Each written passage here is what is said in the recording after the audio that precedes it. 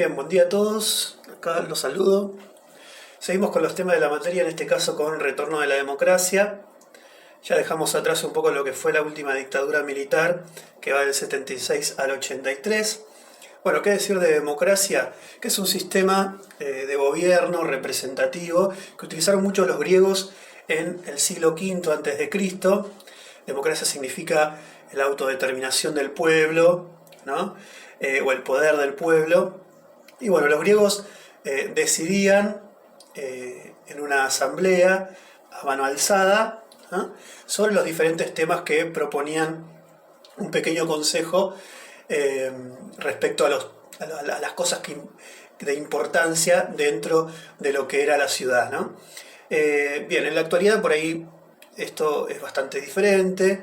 ¿Por qué? Porque hay muchos representantes que mediatizan, ¿no?, el poder del pueblo o la representación del pueblo. Hay concejales, gobernadores, intendentes, presidentes, congreso, diputados y demás, que muchas veces generan esta sensación en los ciudadanos de que no están siendo representados. Los instrumentos fundamentales de la democracia son, por supuesto, el voto, ¿no?, que a través del voto las personas o los ciudadanos eligen a sus representantes, y por sobre todo también el tema de la libertad de expresión. Bien, en la Argentina puntualmente la democracia vuelve después de la última dictadura militar, como decíamos, y con el desastre que se genera en el país respecto a la guerra de Malvinas, ¿sí? En los últimos meses también se producen, en los últimos meses, no de la dictadura puntualmente, se producen la Marcha por la Vida, la Multipartidaria, que son grupos políticos que se unen, diferentes grupos políticos que se unen para pedir elecciones, y por sobre todo se visibiliza en el exterior lo que sucede en la Argentina con los derechos humanos. Acá hay dos fotos que tienen que ver con esto, ¿no? Entonces, durante la dictadura se dan estas dos manifestaciones, y también se visibiliza en el exterior lo que sucede en el país. ¿Qué hacen las Fuerzas Armadas?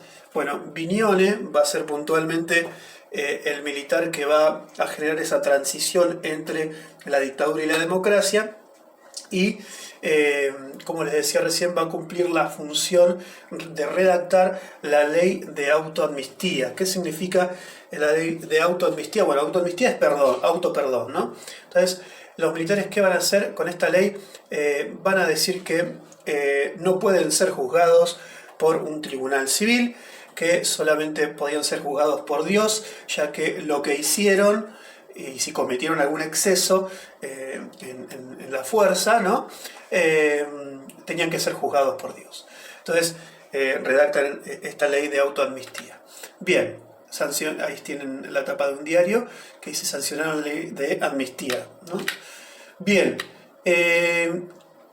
antes de seguir con el tema de las elecciones de 1983, yo quisiera detenerme un segundito y explicar por qué la democracia en Argentina es una historia de inestabilidad durante todo el siglo XX.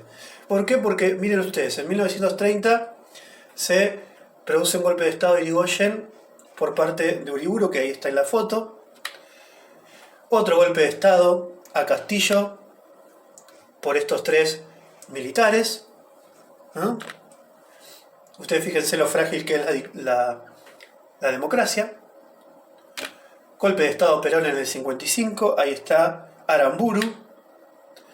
Golpe de Estado a Frondizi en 1962. A Ilia, ¿no?, en el 66.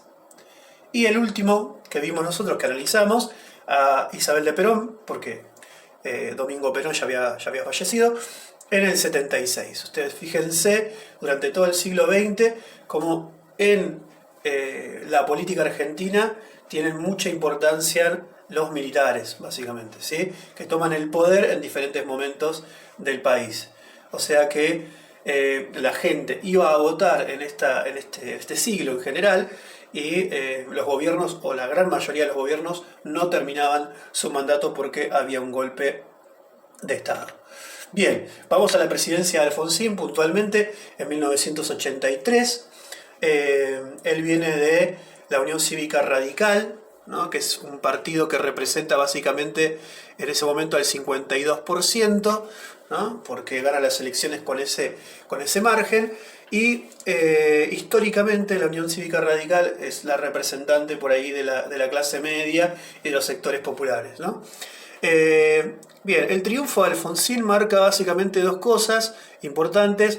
La primera, una muy obvia, que es el fin de la dictadura, y la segunda, una novedad que tiene que ver con el fin del predominio electoral del peronismo. El peronismo hasta 1983 no había perdido ninguna elección y esta es la primera vez que pierde. ¿Sí? Algunos dicen que, bueno, que fue a raíz de que sus principales cuadros políticos estaban en el exilio o habían sido asesinados por la dictadura.